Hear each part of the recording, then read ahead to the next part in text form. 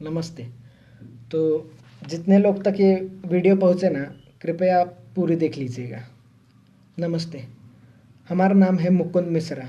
हम मुंबई के आईसीएसटी कॉलेज के इंजीनियरिंग के दूसरे साल में हैं। यहाँ पर पनवेल में एज ए पेइंग गेस्ट रहते हैं। और मतलब ये हमारे ज़िंदगी का फर्स्ट वीडियो है। मतलब 19 बार रीटेक दे चुके हैं, ज़रा कॉन्फिडेंस ला रहे थे। वैसे हम यूपी से हैं। यूपी के जौनपुर ज़िले में हमारा गांव है। और हमारे पिताजी मनोहर लाल मिश्रा हमारे गांव की पाठशाला के हेडमास्टर, मतलब गांव के सबसे पढ़े लिखे आदमी। अब हमारे पिताजी ना हमें भी खुद की तरह ऐसा पढ़ा लिखा नवाब बनाना चाहते थे, इसलिए यहाँ भेज दिए। अब बचपन में ना हम फैन देखकर बोले थे कि बड़े होकर हम मशीन बनाएंगे। अब साला छोटे बच्चे को थोड़ी पता होता है कि उसको सिर्फ मशीन बनाने के लिए MIT, VIT, BITSAT, JEE Main, JEE advance ये सब देना पड़ता है। अब छोटा बच्चा था, गलती से बोल दिया। अब उसी गलती की सज़ा हम रोज़ ही काट रहे हैं। उसके बाद ना हमारे पिताजी हमको रोज़ सुबह कहते, उठ जाओ हमारे मैकेनिकल इंजीनियर, हमें गांव का कल बदलना है। पूरे गांव में ढिंडोरा पिटवा दिए थे कि हमारा बच्चा इस गांव का फर्स्ट इंजीनियर बनेगा।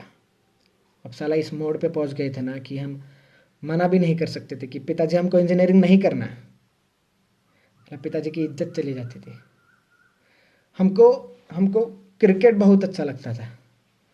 कहीं और ज़्यादा अच्छा ना लगने लगे इसलिए छोड़ दिए। उसके बाद हमारे पिताजी हमसे कहे कि बेटा अगर ज़िंदगी में तरक्की करनी है ना तो ये गांव के दोस्तों के साथ घूमना फिरना ये बंद कर दो। तो हम बचपन के दोस्तों के साथ घूमना फिरना भी बंद कर दिए। हमको याद है हम 10वीं का पड़ाव बहुत ही ज़ोर से पार किए थे। मतलब पूरे ज़िले में 7वें आए थे हम। और इनाम के तौर पर हमें पिताजी ये सैमसंग का फ़ोन दे दिए। हमसे कहे कि बेटा जब मैकेनिकल इंजीनियर बनोगे तब टच स्क्रीन वाला दिलाएंगे। अब जब साला मैकेनिकल इंजीनियर बनेंगे तब इनसे थोड़ी ना मांगेंगे फ़ोन, हम बर्बाद ना हो इसलिए नहीं देते। और हमको इस चीज़ से दिक्कत भी नहीं थी। अब हमारे गांव की पाठशाला में एक ही कंप्यूटर है, उसमें हम पढ़ाई के बहाने FB अकाउंट बनाए थे जिसको हम इस्तेमाल ही नहीं किए।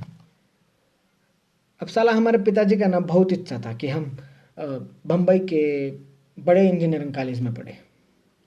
तो हमको यहाँ फट से भेज दिए। तो हम भी खुद के ही खिलाफ यहाँ आ गए। माँ, बहन, खेत, हमारी पाठशाला, दोस्त जिनको अलविदा भी नहीं भूल सके, उन सबको छोड़ के यहाँ आ गए। वैसे ये बम्बई शहर ना बहुत खूबसूरत है, बहुत खूबसूरत है। मतलब ज़्यादा घूमे नहीं है लेकिन सुना बहुत है। और हम जैसे जो बाहर के लोग आते हैं ना उनको बम्बई और नवी मुंबई ये सेम ही चीज़ लगता है, लेकिन यहाँ के पता चलता है कि भैया ये दोनों दुनिया ही अलग है। अब जब हम एडमिशन्स के लिए आए थे ना कॉलेज, तो ऐसा ऊंची इमारतें, ऐसा बड़ा प्लेग्राउंड, ऐसा अंदर होटल होटल कैंटीन कैंटीन देख के ऐसा मतलब पागल हो गए थे। अब हमारे बैच में ना एक 80 स्टूडेंट्स हैं। हम अकेले ही यूपी से हैं। अब हमारे पिताजी हमको सब सिखाए, लेकिन साला दोस्त बनाना नहीं सिखाए और लोगों से बात करना नहीं सिखाए। तो हम अकेले ही थे। और यहाँ के बच्चे भी ना बहुत ही अलग, मतलब कैसे बताए, मतलब बहुत ही मॉडर्न और फैशनेबल है। मतलब ऐसा गॉगल पे, जैकेट पे, KTM पे ऐसा कॉलेज आते हैं। और मतलब कुछ लड़कियां हैं जो ऐसा स्कर्ट में, मतलब हमको इस चीज़ से दिक्कत नहीं है, बिल्कुल दिक्कत नहीं है। बस हम पहली बार देखे तो थोड़ा गड़बड़ा गए थे। और कुछ स्टूडेंट्स तो चड्डी पे कॉलेज आते हैं। साला 1 साल के सफ़र में हम कभी हमारे PG के बाहर भी चड्डी पे नहीं गए। और भैया अंग्रेजी तो इतना तेज़ बोलते हैं ना कि समझना छोड़िए, सुनने में भी बड़ी दिक्कत होती है। मतलब हम इनकी तरह कूल नहीं थे। हम ना सिगरेट पीते, ना दारू पीते, ना नशे करते, ना कोई गर्लफ्रेंड के चक्कर में थे। और हमारे कपड़े भैया, मतलब एक फॉर्मल शर्ट, एक फॉर्मल पैंट, हाथ में पापा की घड़ी या चश्मा और नीचे सैंडल। और इस्त्री भी हम खुद ही करते थे। और बाल अभी बढ़ाए बाल, वरना पूरा मिलिट्री कट रखे थे। वो बाजू वाला चिंटू है ना, हमको मतलब बाल देख के यही उम्र में अंकल बुलाता है। अभी हम मतलब ये सबको अगर बाजू में रखे ना, तो हम वैसे बहुत होशियार है। मतलब खुद की तारीफ नहीं करेंगे, लेकिन हमारे कुछ उसूल है, जैसे कि हम बंक नहीं करेंगे, असाइनमेंट्स टाइम पे देंगे, जो भी है ईमानदारी से करेंगे। अभी 2-3 महीने पहले का बात है, हमारा सेम टू का एग्ज़ाम्स पास में आ रहा था।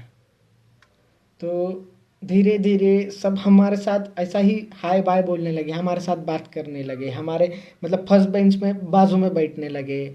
हमको बोले कि हमको मतलब कैंटीन घुमाए, हमको प्लेग्राउंड घुमाए, हमको मॉल घुमाए, हमको चीज़ फ्रैंकी, सैंडविच, मतलब बहुत नाम याद नहीं आ रहे, लेकिन बहुत बहुत कुछ खिलाए। और हम उनको मतलब जितने भी पढ़ाए उसके नोट्स देते, फिर उनको लाइब्रेरी में लेक्चर देते। और मतलब साला इतना कॉन्फिडेंट ना हम कभी ज़िंदगी में फील नहीं किए थे। और हमको हमको ना मतलब लड़के लोग भी नंबर शेयर करने लगी, तो हम थोड़ा गड़बड़ा जाते थे उधर। मतलब अचानक इतना सारा आ गया ना कि हम पागल हो गए थे। मतलब बहुत ही खुश थे हम, मतलब हमारे ज़िंदगी का ना ये बेस्ट पीरियड कह सकते हैं। अभी हमारा ना ये वॉचमैन है ना जो नीचे, उनका यही फ़ोन पे हम वीडियो बना रहे हैं। तो उनका एंड्रॉयड फ़ोन है और उनको चलाने नहीं आता है, तो हम उन पे हमको दे देते हैं फ़ोन। तो उनके फ़ोन पे ऐप भी खोल के हम सबको फ्रेंड भी बना लिए। तो हमारा ना 2 पेपर अच्छे से हो गए, हम धम धम सबको पेपर दिखाए, सबको आंसर्स बताए। तो क्या हुआ ना कि ये कोरोना की वजह से जो बाकी का पेपर था वो कैंसिल हो गया। तो उसके बाद ना जैसा कोरोना हुआ, लॉकडाउन हुआ तो सब अपने अपने घर में। तो हमको साला सबका टेक्स्ट आना बंद, ना हमको किसी का कॉल आता। अगर हम सामने से भी करें तो भी कोई उठाता नहीं या कोई रिस्पॉन्ड नहीं करता।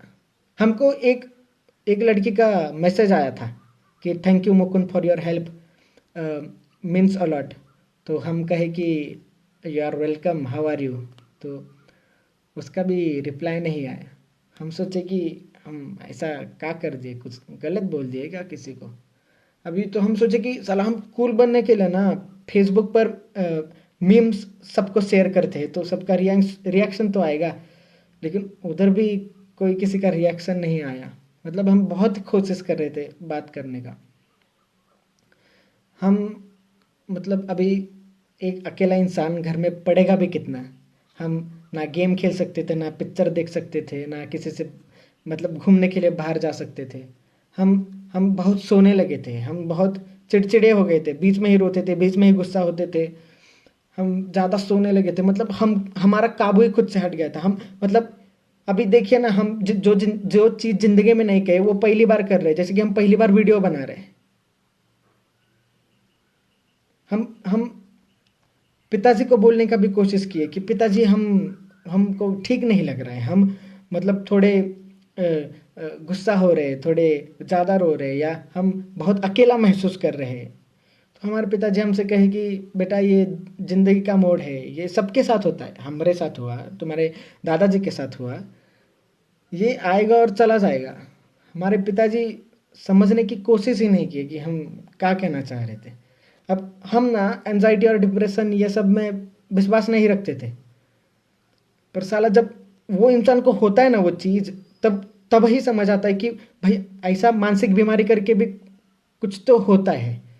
अब हमारे गांव में ना मानसिक बीमारी का दो ही मतलब है, एक तो भूत बाधा और दूसरी मतलब ये पागल हो गए।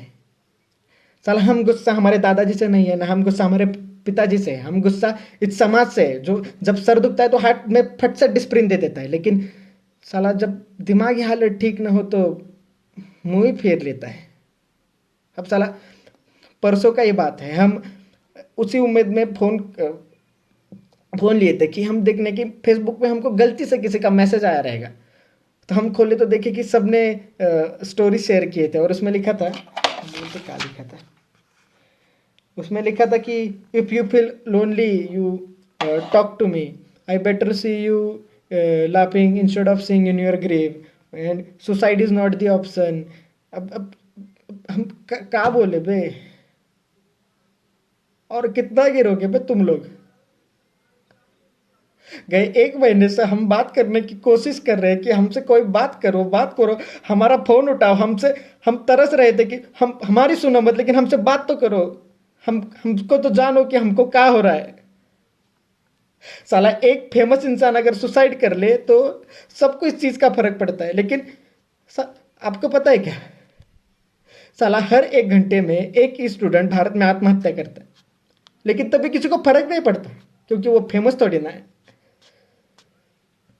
ये फर्क छोड़िए, ये सोशल मीडिया को चलाने के लिए ये लोगों को कंटेंट मिल गया, और ये जो कंटेंट है ना, ये इंसान की जिंदगी से भी बहुत ही प्यारा है।